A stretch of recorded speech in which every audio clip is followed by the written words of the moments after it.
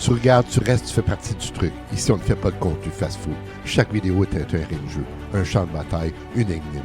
Tu veux juste cliquer, passe ton chemin.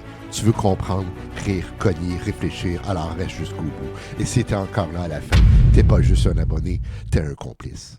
Bonjour, bienvenue à Gilles de Pêche. Aujourd'hui, Jacques Nadeau, hommage au grand photojournalisme du Québec.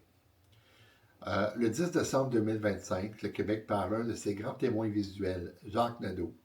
Photojournaliste emblématique du devoir, il a marqué près de 50 ans de vie médiatique par son regard unique, sa sensibilité hors norme et son style inimitable. Aujourd'hui, nous retraçons son parcours et lui rendons hommage. À ses débuts, d'abord né le 5 mars 1953 à Québec, Jacques Nadeau grandit dans le quartier Limoilou de Québec. Avant de devenir photographe, il est bûcheron. Mais très vite, son regard se tourne vers l'image. Il intègre le cégep de Jonquière en arts et technologie des médias, puis part en Californie, à San Francisco, avec son premier appareil photo. Ce voyage est fondateur pour lui. Il découvre que la photographie peut être un langage universel, une manière de raconter le monde autrement. La carrière donc de Jacques Nadeau. Jacques Nadeau débute à la presse canadienne où il couvre l'actualité politique et sociale. Ses clichés se distinguent par leur intensité et leur originalité. En 1990, il rejoint le quotidien Le Devoir où il restera plus de 30 ans. Ses photos deviennent des repères visuels de l'histoire québécoise. Manifestations, campagnes électorales, portraits de figures politiques.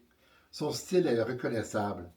Appareil photo en bandoulière, cigarette au bec, jeans élimés, bottes de cow-boy. Il avance à grande enjambée, refusant les consignes, captant le monde à sa manière. Jacques Nadeau, c'est aussi des clichés emblématiques.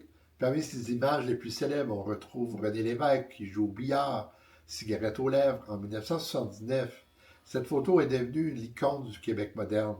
Jacques Nadeau a aussi immortalisé le printemps érable en 2012, les inondations de la rivière Richelieu en 2011, et tant d'autres moments qui racontent la société québécoise. Ces clichés ne sont pas seulement des images, ce sont des récits visuels empreints d'humanité et de sensibilité. Alors ses collègues à lui le décrivent comme un homme sensible, drôle, spectaculaire. C'était, et je sais, c'était un être humain avant d'être un photographe, dira un journaliste du devoir, José Blanchette. Criqueux le surnommait Mon chat sauvage pour son indépendance et sa fidélité. Jacques Nadeau a été mentor pour plusieurs générations de photographes. Il a collaboré avec des journaux prestigieux comme le Globe and Mail, le Toronto Star et même le New York Times. Son héritage est immense. Il a façonné la mémoire visuelle du Québec contemporain. En conclusion, Jacques Nadeau s'est éteint à 72 ans des suites d'un cancer généralisé. Mais ces images, elles continuent de vivre. Elles racontent l'histoire d'un peuple, d'une époque, d'une société en mouvement. En rendant hommage à Jacques Nadeau, nous saluons non seulement un photographe, mais un témoin privilégié de notre histoire. Merci pour tout, Jacques.